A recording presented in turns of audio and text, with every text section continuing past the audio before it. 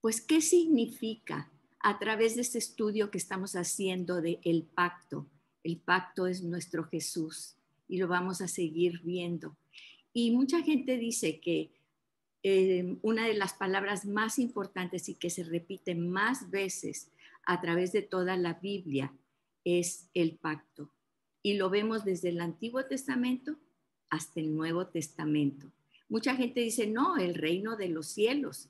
Sí, el reino de los cielos es importante, pero sin el pacto nunca vamos a llegar al reino de los cielos. Y vamos a ver qué quiere decir, cómo hemos muchas veces dicho que para cada quien, si tú le preguntas a cada quien qué quiere decir ser salvo, pues unos te dicen, bueno, te dicen ser salvo es que ya no tenemos pecados, ser salvo es que Jesús vino y nos trasladó del mundo de las tinieblas al mundo de la luz inefable, ser salvo es que Dios nos da la potestad de ser llamados hijos de Dios. ¿Qué es ser salvo?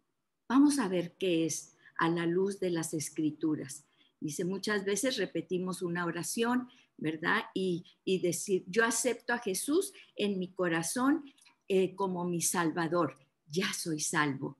Vamos a ver qué dice la palabra de Dios, porque no encontramos eso en la Biblia. En el Nuevo Testamento nunca dice que aceptes a Jesús como tu Salvador. ¿Qué es lo que dice la Biblia? Vamos a ver, fíjense, ¿qué fue lo primero que dijo Jesús cuando inició su ministerio? Vamos a ver, en Mateo 4:17, él dice, desde entonces comenzó a predicar. Estamos hablando del inicio a los 30 años, del inicio del ministerio de Jesús. Recuerden que él nació en Nazaret, pero luego él se va a Capernaum y ahí tiene su base de operaciones cuando él inicia su ministerio. Entonces, ¿qué es lo que dice aquí cuando él inicia? Desde entonces comenzó a predicar y a decir, arrepentíos. Eso fue lo primero que dijo Jesús al él empezar la evangelización. Arrepentíos porque el reino de los cielos se ha acercado. ¿Quién era el reino de los cielos? Era él. Él era el reino de los cielos. Y me gusta más la versión porque dicen como que se acerca, pero como que no llega.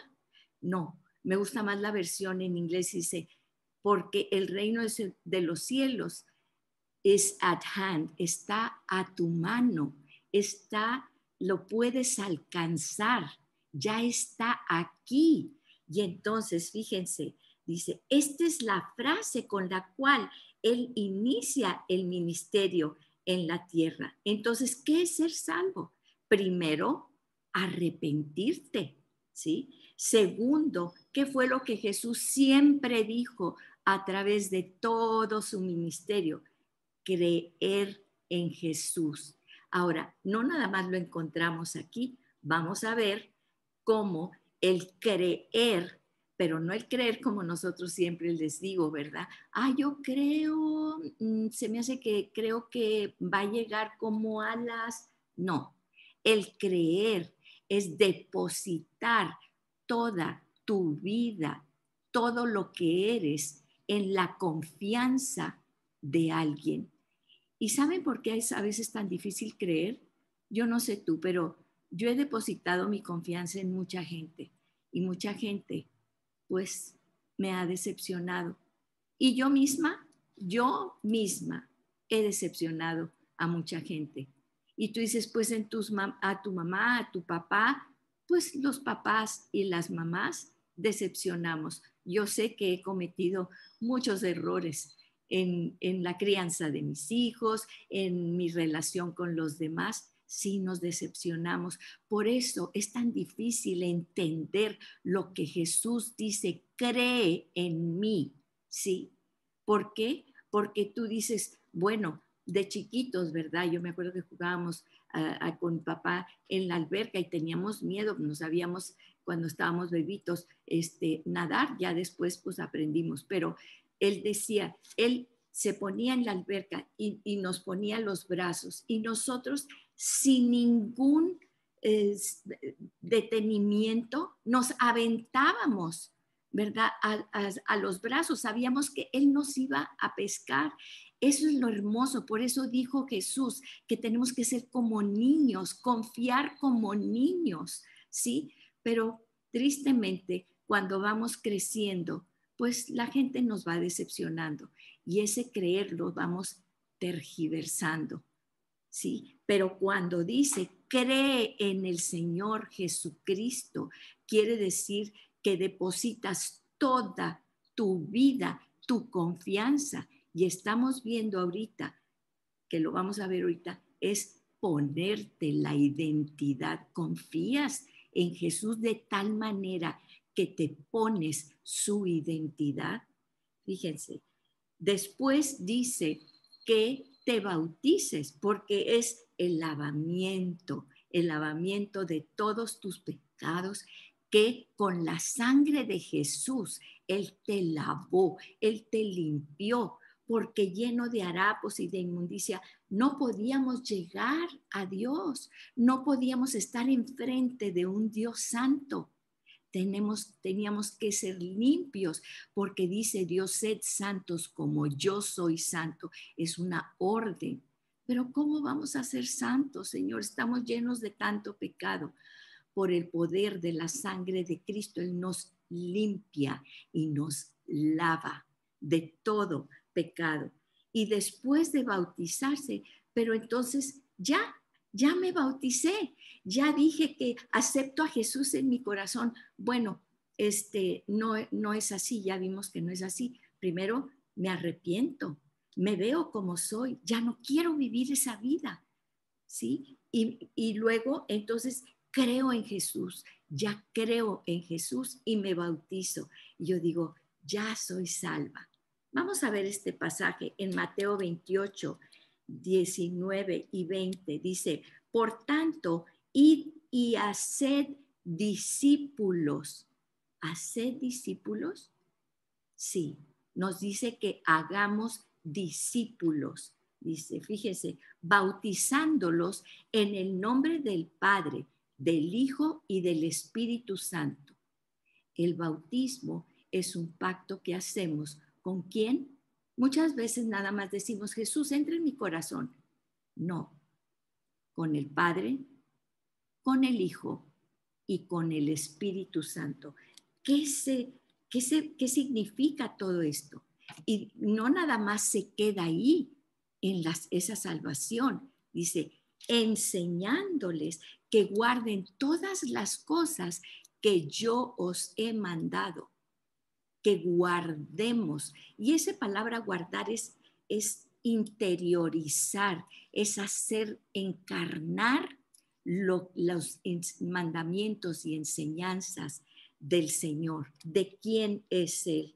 ¿Sí? Fíjense, tenemos en Hechos 8:14, cuando los apóstoles que estaban en Jerusalén, dice, ¿se acuerdan? Acababa de empezar el ministerio de los apóstoles en Hechos, ese libro maravilloso donde vemos un fervor, donde vemos el Espíritu Santo arrasando con toda Asia Menor, con toda Europa, hasta Grecia. Fíjense, dice, cuando los apóstoles que estaban en Jerusalén, acá estaban ellos, oyeron que en Samaria, fíjense, los enemigos, sus enemigos, porque acuérdense que ellos no podían ver a los samaritanos, ¿verdad?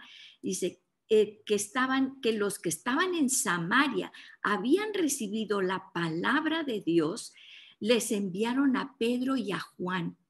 ¿Para qué? Ya habían recibido la palabra de Dios, habían aceptado a Jesús, no, habían creído en Jesús, habían puesto todo su ser en Jesús. Pero, ¿qué pasa? Fíjense, los enviaron porque Pedro y Juan, quienes descendieron y oraron por ellos. ¿Para qué?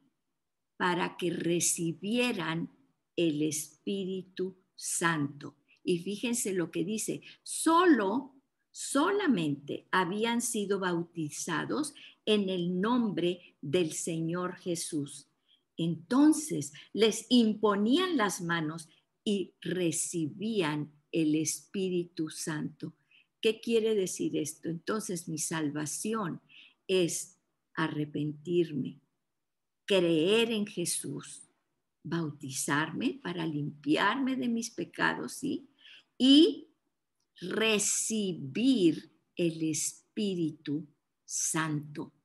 Recibir el Espíritu Santo. Y la prueba la tenemos aquí porque en este pasaje sigue diciendo, ¿verdad? Del 14 al 17 y después dice que Simón, el mago, él viendo lo que estaba sucediendo con Pedro y Juan, ¿verdad? Imponían manos y recibían el Espíritu Santo y hablaban en lenguas y se manifestaba el Espíritu en ellos. Entonces Simón el mago, pues él decía, esto está mucho mejor que ser mago. Y dice la palabra, dice, las escrituras dicen que Simón había creído y había también sido bautizado. Sin embargo, ¿qué dice Simón? Ay, pues, ¿cuánto te puedo pagar? Mira, yo soy rico porque con mis magias engaño a mucha gente. Y bueno, pues tenía mucho dinero, ¿verdad? Y entonces, obviamente, porque él dice, uy, esto va a ser muy caro, ¿sí? Todo esto lo estoy pensando yo. Pero les dice, ¿cuánto dinero quieres? Le dice a los discípulos, para que me transfieras eso, para yo poder hacer lo mismo que tú.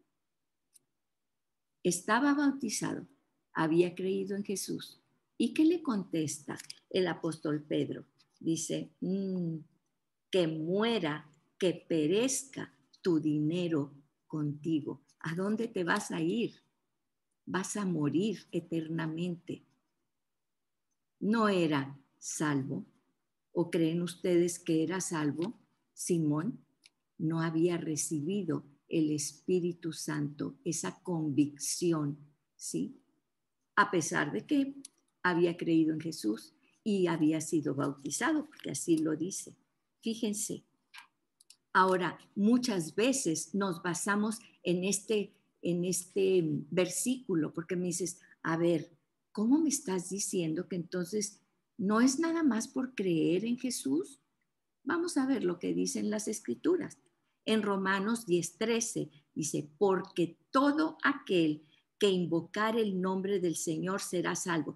Ay, yo ya soy salva porque yo invoqué el nombre del Señor. Dice, pero el verso 14, y eso es lo malo de que extraemos nada más nuestros textos favoritos, ¿sí? Y los repetimos, yo lo he repetido. Nada más invoca el nombre del Señor y serás salvo. Cuidado, porque no es eso lo que la Escritura dice, ¿sí? Por eso, un texto fuera de contexto es un pretexto. Fíjense, ¿qué dice el versículo 14? Pero, ¿cómo pues invocarán a aquel en el cual no han creído? ¿Sí? No es nada más invocar el nombre de Jesús, ¿sí? Pues los demonios también creen y saben quién es Jesús. Pero dice, en el cual no han creído. ¿Y cómo sabemos que hemos creído? Por el versículo 16, porque nos dice que los demonios también creen que existe Jesús, ¿verdad? Pero el verso 16 nos da la respuesta.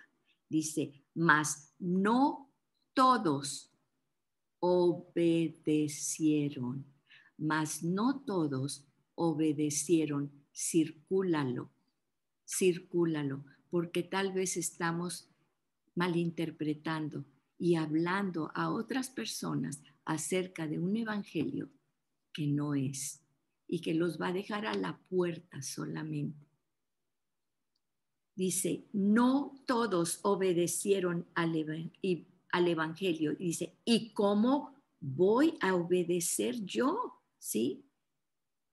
Si la nación escogida por Dios, los israelitas, los judíos, no pudieron obedecer y ellos hicieron un pacto de sangre. ¿Se acuerdan cuando Moisés sube a Monte Sinaí, baja con las tablas de la ley? Dios le da las 630 y pico leyes para el pueblo de Israel, los forma como nación.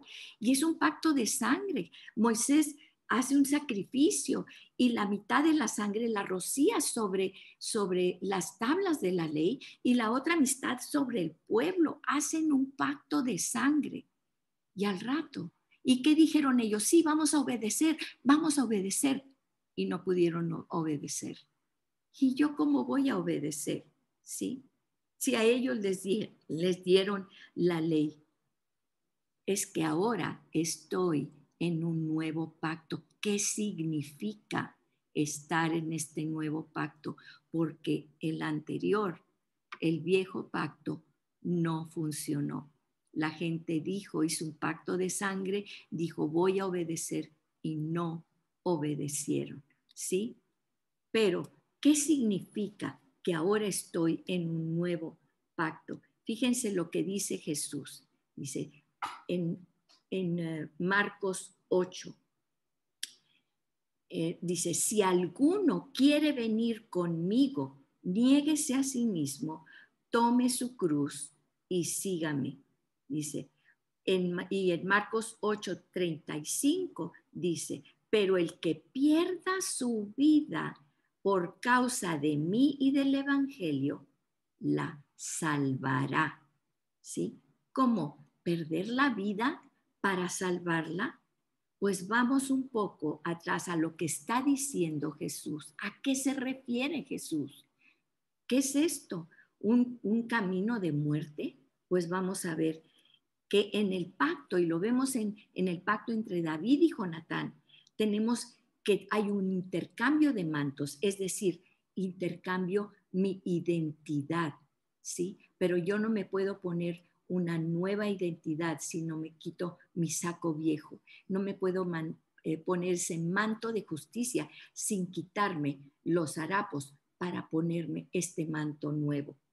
Entonces yo dejo de ser quien soy, lo tiro y ahora tengo la nueva identidad de Jesús. Y dice un intercambio de armas. Tus enemigos, Señor, ahora son mis enemigos. ¿Recuerdan Saulo de Tarso? Saulo, Saulo, ¿por qué me persigues? Y Saulo dice, ¿quién eres? Yo los que persigo son los cristianos, a los que han creído en un tal Jesús. No, tú me persigues a mí, por cuanto los enemigos de mis hermanos son mis enemigos, porque estamos en pacto. Dice, tú me persigues a mí. Qué hermoso es eso. Yo a veces cuando digo, Señor, ya no puedo con esta lucha, este problema, esta situación. Señor, mis enemigos son tus enemigos. Encárgate de ellos. Y fíjense, y también un intercambio de cinturones, la fuerza. Dios me da su fuerza. Cuando más débil soy, más entiendo que necesito la fuerza del Señor y dejo de hacer las cosas en mis fuerzas para tomar la fuerza de mi Señor. Y también, yo también le doy toda mi fuerza, ¿sí? Y la cuarta cosa que hacían en los pactos era cortar los animales y caminar entre ellos, que significa un camino a la muerte. Y vamos a ver, es para Jonatán, era un juramento muy serio y era un juramento por amor, fíjense, porque lo dice, ¿sí? Le dice Jonatán, Dios me haga así, y apuntaban, ¿se acuerdan? A los animales partidos, Dios me parta a la mitad, me mate si yo no cumplo mi pacto contigo, David. Pero si tú no cumples el pacto conmigo, David, que vengan tus enemigos, que Dios mande a tus enemigos y te hagan lo mismo. Sí, fíjense, nos vamos a Génesis 15. Vamos a ver Génesis 15. Y en Génesis 15 vemos este camino hacia la muerte. Dice que después de estas cosas vino la palabra de Dios a Abraham en visión diciendo, no temas, Abraham. Siempre que se nos acerca a Dios, ¿verdad? Con esa voz audible, dice, no temas. Qué hermoso que ahora está en nosotros el mismo Espíritu Santo, que diario, que día a día, no temas, nos dice, no temas, yo soy tu escudo y tu galardón será sobremanera grande. Y entonces, pues Dios le había prometido a Abraham que le iba a dar un hijo, pero ya estaba muy viejito y Sara nunca había tenido un hijo y ya se le había pasado la edad para tener hijos. Y entonces dice, ¿qué me vas a dar, Señor? Si no tengo hijo. Dice, se me hace que va a ser este mayordomo de mi casa, el Damaseno Eliezer, ¿sí? Porque en aquellos tiempos, pues, ¿a quién iban a heredar todos sus bienes? Pues, entonces, cuando no tenían hijos, por eso era tan importante la simiente, el tener hijos, era algo sumamente valorado, porque entonces, pues, tomaban a uno de los sirvientes que tenían allí ellos, ¿verdad? Los siervos, y entonces los hacían herederos, algún siervo de confianza, porque le dice, pues no me has dado hijo, entonces ¿cómo? Pues de dónde tú me prometiste, pero no me has dado nada, ¿sí? Y entonces Dios le contesta, dice, este no va a heredar, Eliezer no va a heredar, va a ser un hijo tuyo el que te heredará, ¿sí? Y entonces le dijo, fíjense, esperanza contra esperanza, esa es una frase que viene ahí en la escritura refiriéndose a Abraham. ¿Qué esperanza tenía Abraham si ya era un viejo, si Sara ya era una anciana y nunca habían tenido hijos? Fíjense lo que dice. Se lo lleva afuera y dice, mira los cielos. ¿Ves los cielos? ¿Puedes contar las estrellas? Así va a ser tu descendencia. Y lo cumplió Dios, la nación de Israel. Sí, de ahí viene la nación de Israel. Dice, así vas a tener, así será tu descendencia. Dice, y le creyó al Señor y le fue contado por justicia. ¿Sí? Ahí está la salvación de Abraham. ¿Abraham tuvo que arrepentirse? Sí tuvo que arrepentirse. Le llamamos el padre de la fe, le llamamos el padre Abraham de la nación, el padre de la fe. Y tuvo que arrepentirse, sí. ¿Por qué? Porque le dijo, pues debe de ser Eliezer. Y todavía después tuvo que decir, él tuvo que arrepentirse porque tuvo un hijo con Agar ayudándole a Dios, ¿sí? Pero cuando Dios le pide a su hijo, a su único hijo, dice, ve y ofrécelo en sacrificio, Abraham le cree. ¿Qué es creer? Le obedece. Y eso aquí le fue contado por justicia, ¿sí? ¿Qué quiere decir? Que Abraham fue salvo. ¿No te has preguntado alguna vez? Hay gente que me ha preguntado, bueno, y como nosotros, pues vino Jesús y ya él es la salvación, Él es el Evangelio, pero todos los del Antiguo Testamento, David, Abraham, ¿cómo se salvaron? Por fe, porque ellos le creyeron a Dios, ¿sí? Y le respondió, Señor Jehová, ¿en qué conoceré que la he de heredar? Bueno, vamos a ver ese pasaje después. Entonces, ¿qué estamos viendo aquí? La salvación de Abraham.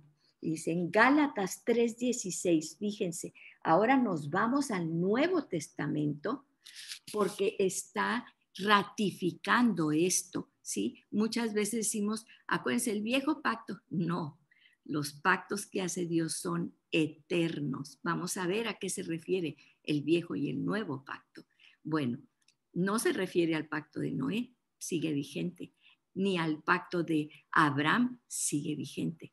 Fíjense lo que dice en Gálatas 3:16. Dice, ahora bien, a Abraham fueron hechas las promesas y a su simiente, a su semilla.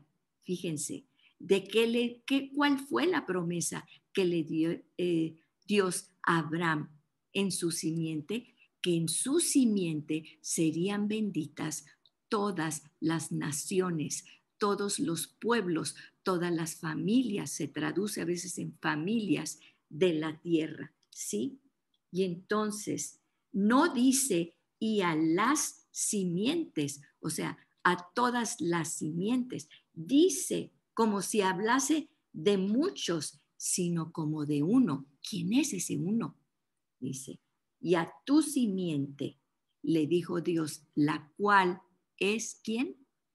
Cristo, cuando Abraham creyó en Dios y que en su simiente serían benditas todas las naciones de la tierra, él creyó en el Mesías, él creyó en Jesús, en ese redentor, esa promesa que Dios había hecho en Génesis 3:15, que vendría un redentor y nos libraría de la esclavitud del pecado, ¿sí? Y mucho más. Y vamos a ver, fíjense, esto en el versículo 17 dice, esto pues digo, el pacto previamente ratificado por Dios para con Cristo, ¿a quién se lo ratificó?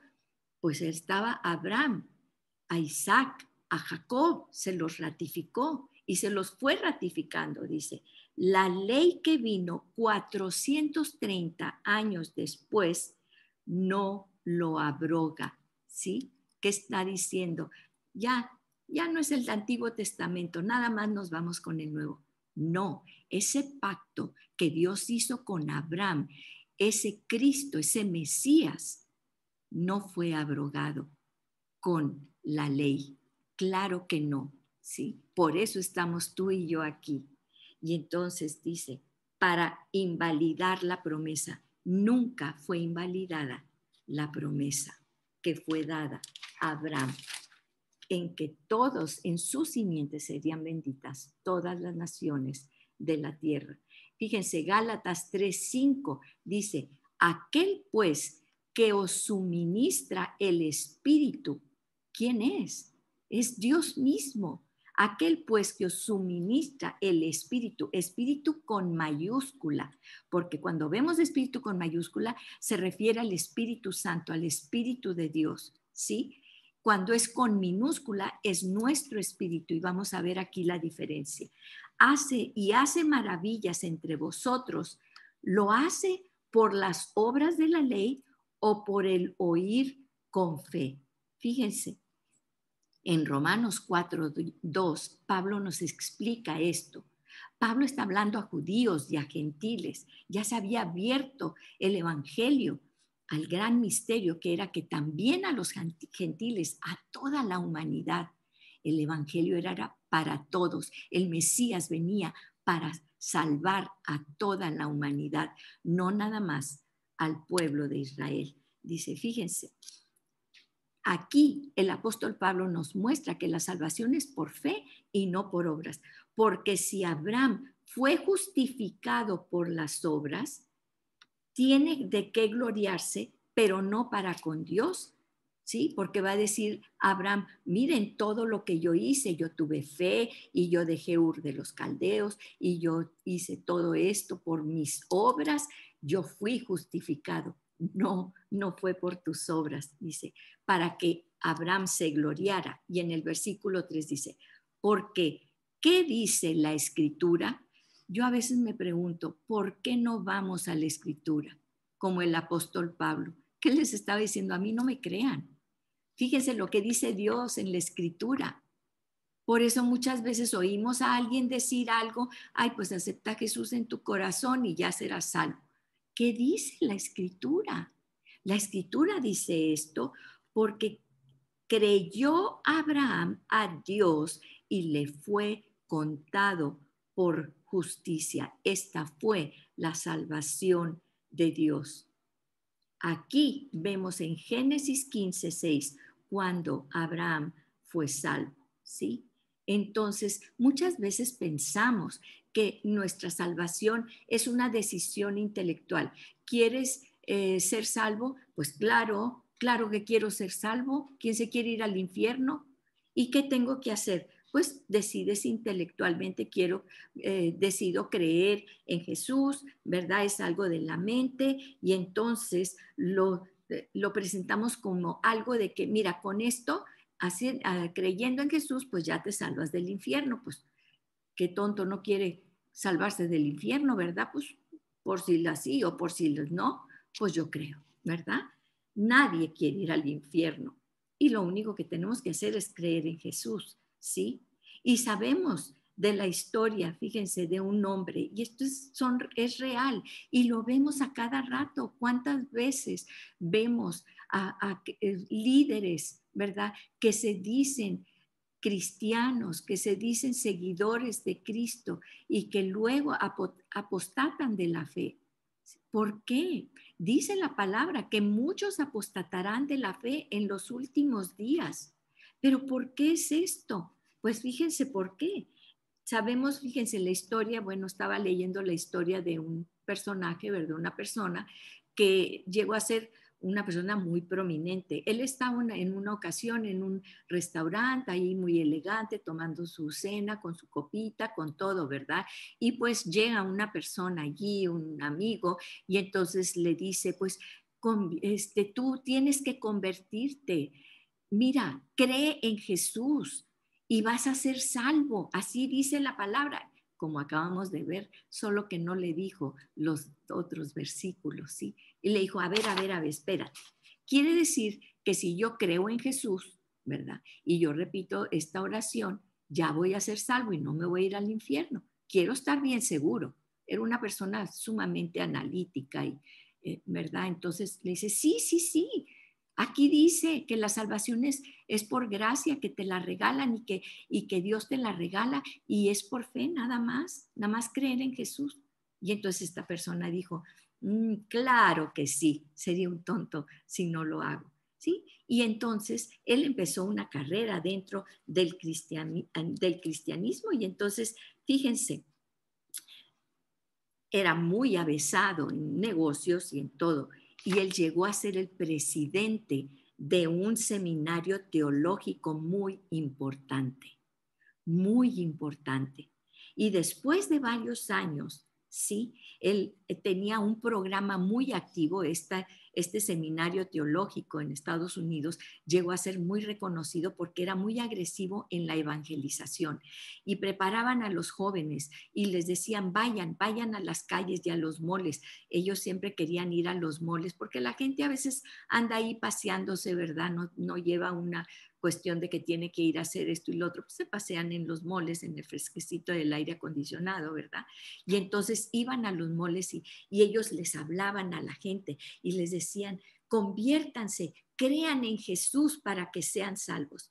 Y hubo mucha prosperidad en ese ministerio. Pero llegó un momento en que él se para enfrente de el de todo el seminario, de todos los alumnos, y él confiesa y él dice, ¿verdad? Y pues hay grabaciones de esta confesión y dice, pues el día de hoy yo ya no voy a ser el presidente ni el líder de este seminario teológico, porque a partir de hoy me voy a ir con esta persona que es una jovencita que había sido alumna de la escuela y pues hasta aquí llegó mi carrera y se despide y se va, ¿verdad? Y entonces Kay Arthur, la que escribe, la directora de este seminario, ¿verdad? Que estamos tomando de precepto, ella va y se entrevista con él. Le dice, ¿por qué hiciste eso? Dice, porque a mí me vendieron así, a mí me dijeron, no me dijeron que yo tenía que arrepentirme. Toda mi vida he tenido problemas de lujuria, toda mi vida he tenido problemas de adulterio, pero nadie me dijo que tenía que arrepentirme, nadie me dijo que tenía que cambiar de forma de ser. Sí, guardaba las apariencias para no dar mal testimonio, pero nadie me dijo lo que era el verdadero evangelio. Y ese señor pues se fue y ustedes se pueden imaginar el caos, las heridas que eso causó, los estragos que eso causó en ese seminario teológico, ¿sí? ¿Por qué? Porque nadie nos dice que tenemos que arrepentirnos y cambiar nuestra vestimenta por la vestimenta de Jesús. Nadie nos dice que tenemos que morir a nuestra carne, morir a nuestra carne. Entonces, ¿qué es la salvación? Sí. ¿Qué nos cuesta la salvación? Y vamos a ver en Lucas 14, 25. Lucas 14, 25 dice claramente, y esto es lo que tenemos que hacer, dice, ¿qué nos cuesta seguir a Cristo? Solamente hacer una oración, creer en Jesús, igual que los demonios. Dice, fíjense, iban multitudes con él. Jesús era ya muy famoso. Estamos hablando de que había mucha gente que lo seguía a él. Y dice, grandes multitudes iban con él. Y volviéndose les dijo, si alguno viene a mí, ¿por qué? ¿Por qué les dice esto? Pues los iba a decepcionar si ya tenía muchos seguidores. Jesús había hecho muchos milagros, Jesús había hecho muchos portentos y la gente lo aclamaba y la gente lo seguía por eso. Pero en eso él se voltea y los mira a los ojos y les dice, si alguno viene a mí y no aborrece a su padre y a su madre y a su mujer y a sus hijos, hermanos, hermanas y su propia vida, no puede ser mi discípulo. ¿Cómo? ¿Cómo nos dice Jesús que vamos a aborrecer a nuestro padre, a nuestra madre? Sí, pero Él nos está llevando ¿a dónde? A aborrecer nuestra propia vida, a aborrecer esa vida que tenemos, esas costumbres, esa forma de vivir, esa manera de vivir, esa manera que este hombre tenía de vivir, ¿sí? Tienes que aborrecerla, aborrecerla. ¿Por qué? Fíjense, ¿qué dice aquí? Para ser su discípulo. Entonces, tengo que ser su discípulo, no puedo ser nada más salvo y ya soy salvo, porque ya creo en Jesús. Pero ser discípulo, seguirlo, negarme a mí misma, bueno, eso no, nada más soy salvo. Eso es lo que dice la Escritura. Fíjate bien, porque dice aquí, y el que no lleva su cruz y viene en pos de mí, no puede ser mi discípulo. Y luego sigue, porque ¿quién de ustedes queriendo edificar una torre, no se sienta primero y calcula los gastos a ver si tiene lo que necesita para acabarla? Muchas veces usamos este pasaje, lo extraemos y decimos, debemos ser planeadores, no nos podemos aventar a hacer las cosas nada más así. Si quieres construir una casa, pues siéntate, haz tus cuentas, haz tus presupuestos. No, él no está hablando de esto. Él está hablando de la salvación, del discipulado, está hablando de tu vida, está hablando de escoger la vida o la muerte, la bendición o la maldición. Pero antes de que escojas y tomes una decisión, calcula bien lo que te va a costar. Porque aquí dice, ¿quién no se sienta a calcular los gastos? No sea que después de que haya puesto el cimiento, no pueda acabarla. Sí, y entonces se van a burlar de él. diciendo, este hombre comenzó a edificar y no pudo acabar.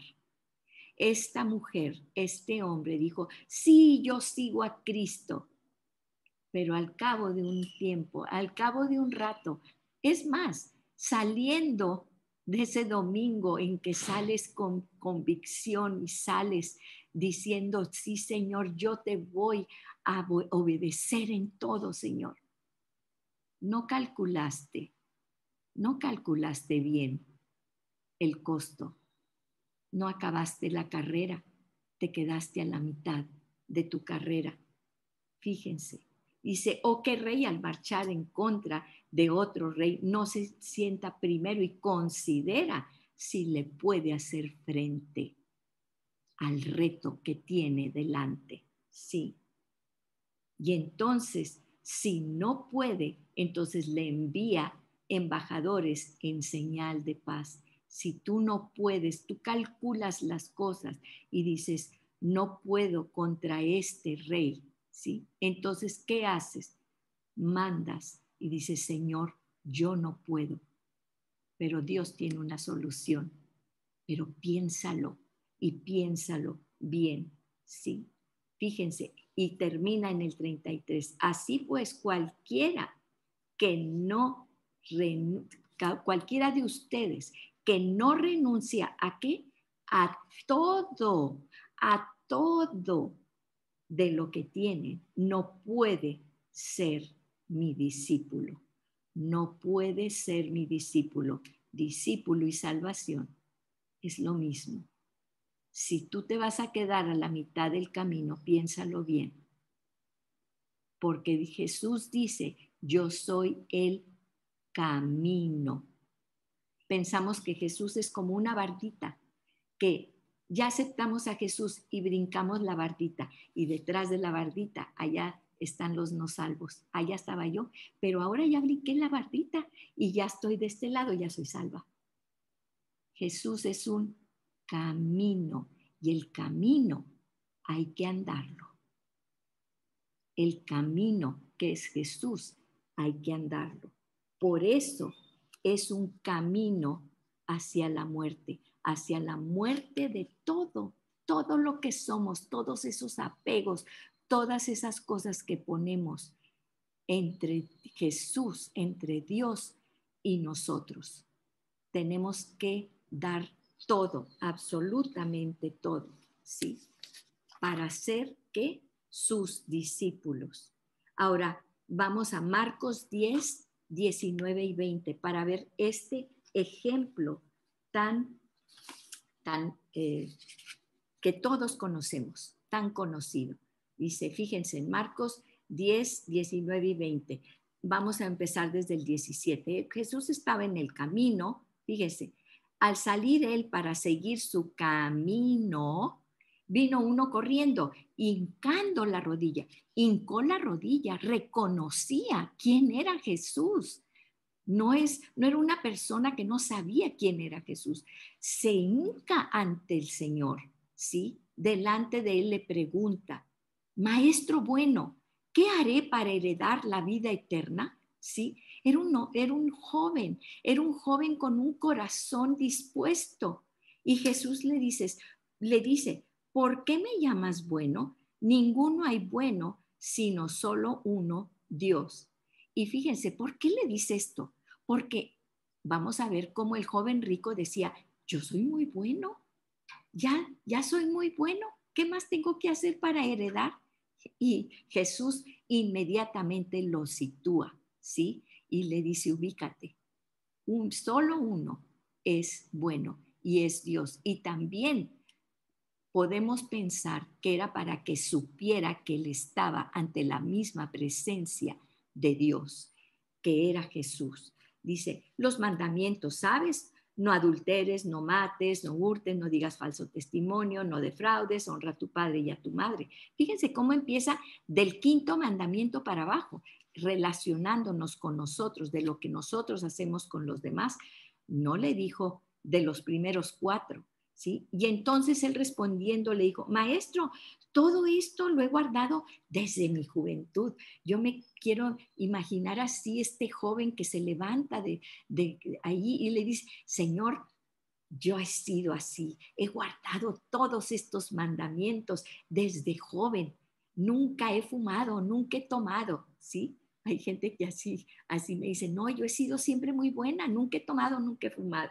Y dice, entonces Jesús mirándole, fíjense con qué amor Jesús le dice no para hacerlo sentir mal, no para que se decepcionara, lo amó, el corazón verdadero que él tenía de llegar a la salvación, realmente de servir, ¿sí? Y fíjense, de obedecer, pero fíjense lo que dice. Le amó y le dijo, una cosa te falta, vende todo lo que tienes y dalo a los pobres y tendrás tesoro en el cielo. Y ven, sígueme tomando tu cruz, ¿sí? Ahí fue donde el joven, afligido por esta palabra, se fue triste porque tenía muchas posesiones. ¿Por qué no le dijo Jesús desde un principio, amarás al Señor tu Dios con todo tu corazón y con toda alma y con toda tu mente? Y no tendrás dioses, porque ese es el segundo mandamiento, y no tendrás dioses ajenos delante de mí. ¿Por qué no le dijo Jesús eso? Porque él no lo hubiera entendido, ¿sí? Pero cuando lo puso a prueba sobre el primer mandamiento, él tenía algo que él adoraba más que a Dios. Él tenía un Dios al que él tenía otro Dios, que era el dinero, el primero y el segundo mandamiento. Y dice, tenía muchas posesiones. Y Jesús se entristeció en su corazón, probablemente pensando en ti y en mí y en todas las gentes que nos es tan difícil despojarnos de todo para ponerlo a Él en primer lugar. Entonces Jesús, mirando alrededor, dijo a sus discípulos con ese pesar, cuán difícilmente entrarán en el reino de Dios los que tienen riquezas. Dice, ¿por qué? Porque tendemos a ponerlo como nuestro Dios.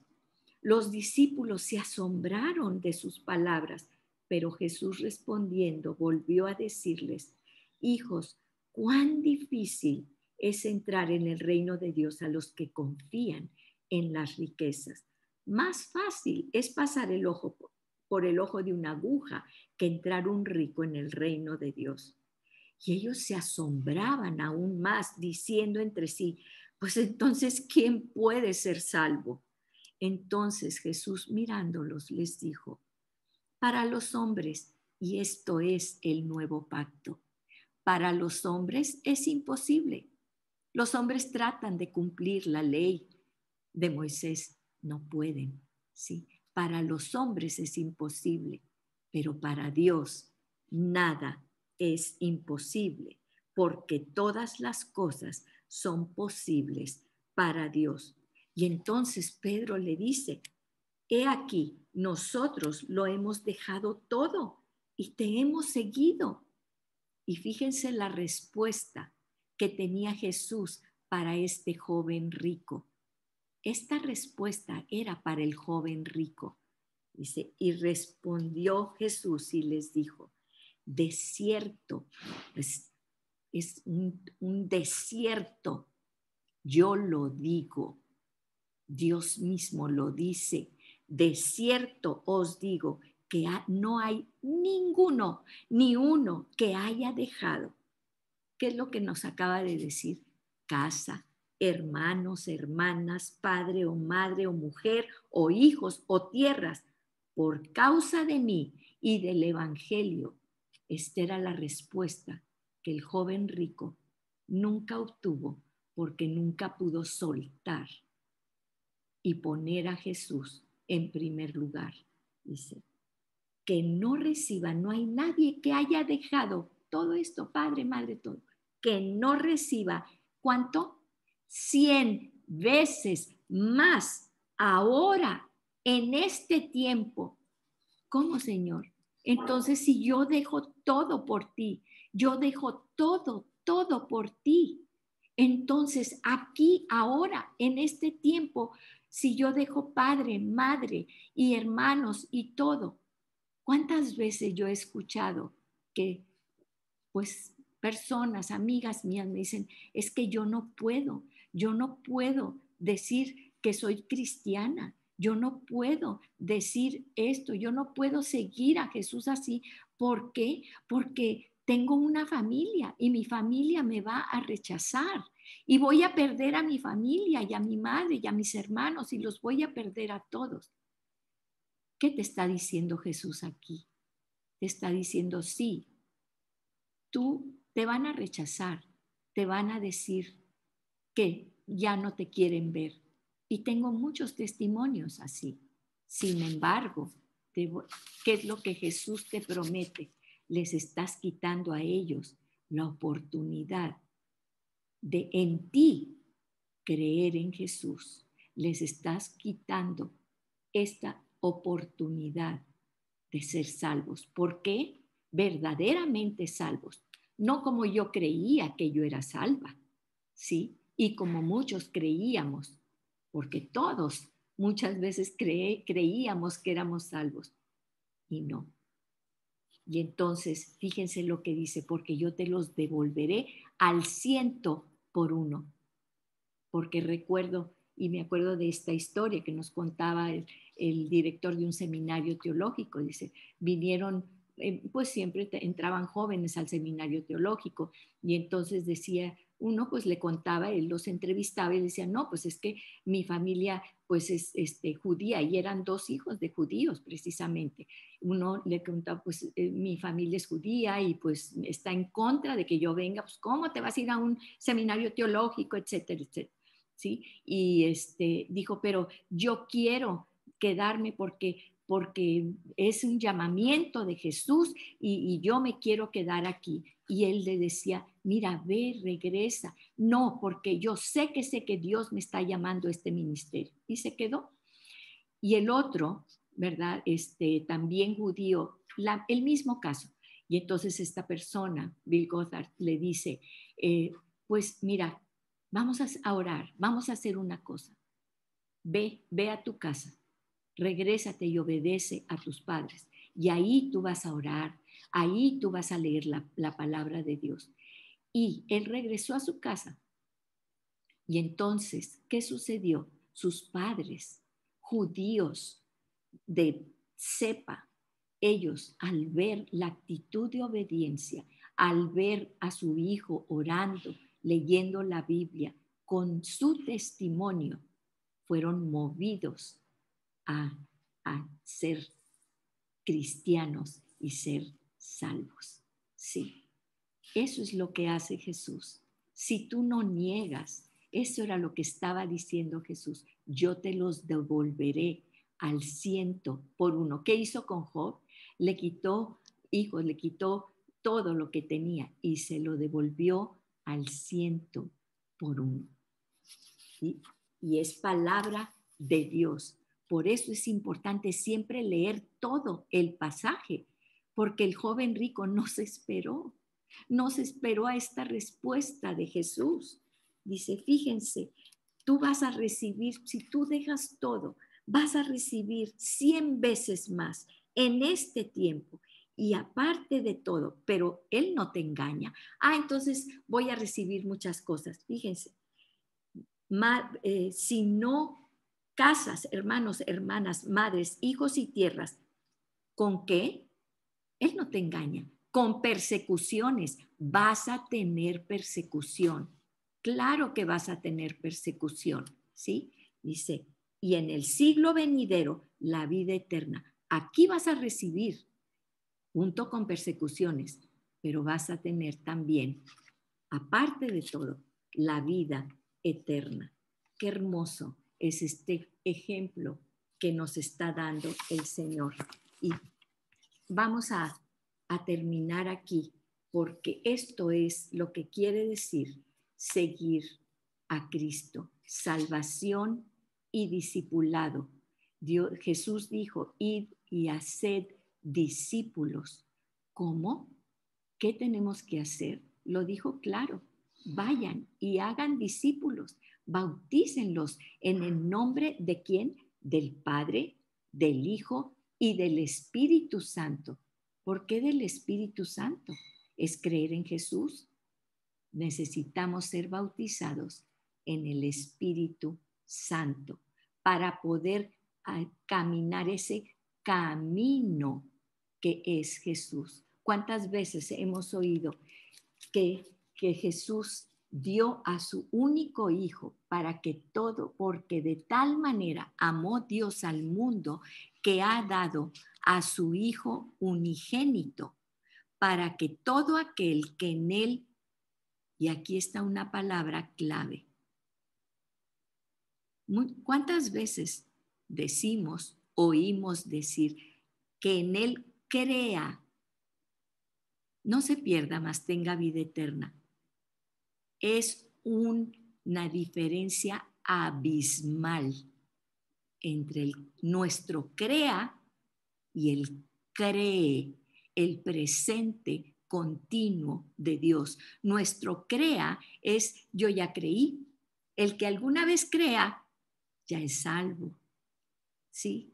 Para eso Dios mandó a Jesús. La palabra no es crea, la palabra es cree.